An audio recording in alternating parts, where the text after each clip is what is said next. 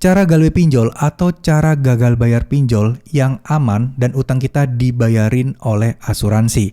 Nah, ngomong-ngomong soal cara galbe aman, sebenarnya emang ada ya galbe yang gak aman, kecuali mungkin pinjol ilegal. Tapi kalau pinjol legal itu insya Allah aman ya. Maksudnya aman ini dalam kategori ya mungkin kalian tidak akan masuk penjara, tidak akan menerima kekerasan, paling diganggu proses penagihan dan dipersulit melakukan pinjaman di tempat lain. Nah, ngomong-ngomong soal asuransi, saya sudah pernah bahas sebelumnya bagaimana cara kerja asuransi pinjol yang untuk melunasi hutang-hutang kalian. Bisa cek di video sebelumnya.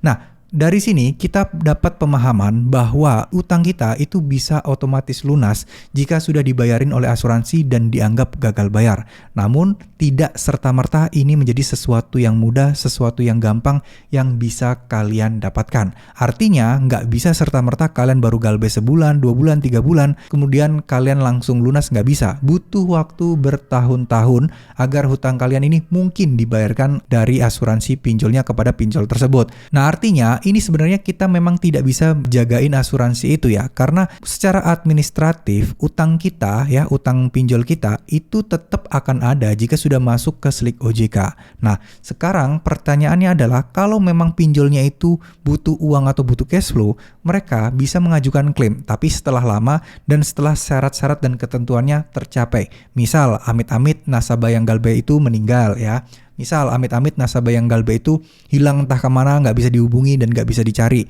Nah, itu mungkin bisa diklaim ke asuransi ya. Jadi pinjol akan tetap aman dan akan mendapatkan pelunasan. Jadi intinya uang mereka nggak hilang lah. Terus kemudian selanjutnya adalah jika kalian sampai berbulan-bulan atau bertahun-tahun gagal bayar ini, terus kemudian kalian mengecek slik OJK kalian tiba-tiba hilang dan atas nama pinjol itu ternyata kalian dianggap lunas, nah itu artinya pinjol itu menutup kasus kalian, menutup pinjaman kalian dan menganggap kalian ini sudah melunasi sehingga slik OJK kalian bisa otomatis bersih. Itu artinya si pinjol juga tidak serta-merta ya, pastinya dia sudah dapat asuransi atau biaya ganti rugi dari asuransi terkait gagal bayar kalian. Nah, dalam hal ini tentu tidak bisa kita jadikan acuan. Tidak bisa kita serta-merta kayak gini.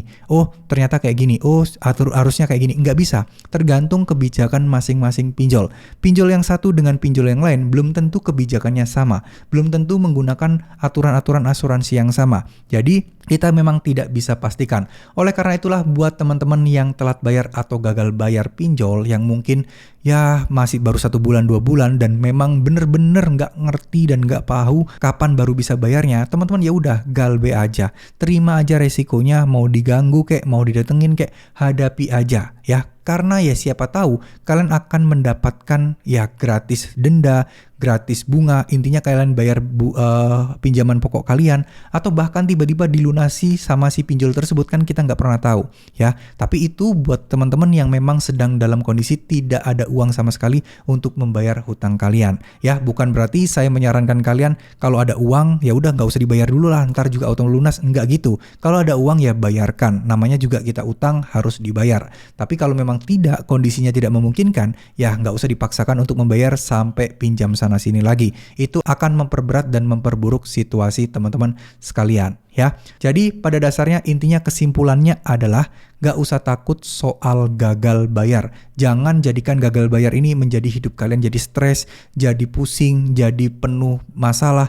Jangan. Jadikan pinjol ini sebagai pelajaran untuk tidak pernah mengajukan pinjaman online kemudian hari. Dan jadikan pelajaran untuk terus berusaha mencari uang. Jadikan ini semangat yang baru. Jangan malah jadikan memperburuk hidup kalian ya. Jadikan semangat karena kalian ada utang, ada tanggungan yang harus kalian lunasi. Kerja harus lebih semangat. Tabung pelan-pelan sedikit demi sedikit. Sampai akhirnya nanti ada tawaran bahwa akan ada pemotongan bunga dan denda. Nah, kalian tinggal bayar tuh utang pokoknya ya.